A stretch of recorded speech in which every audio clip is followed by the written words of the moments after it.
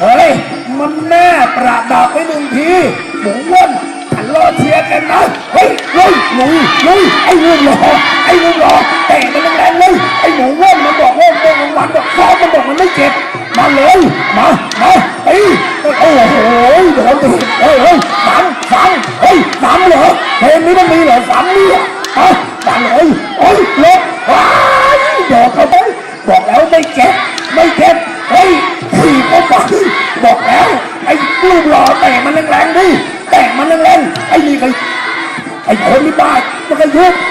มาเลยมาตีเอาละเฮ้ยใครลบโอ้ยโดนตีตกหน้า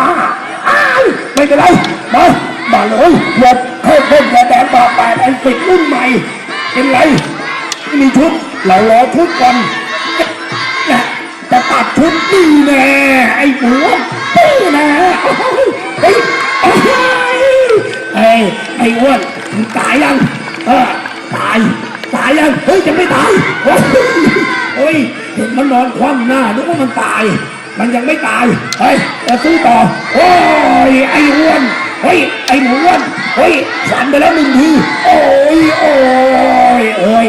ตายหมดเลยโอ้ย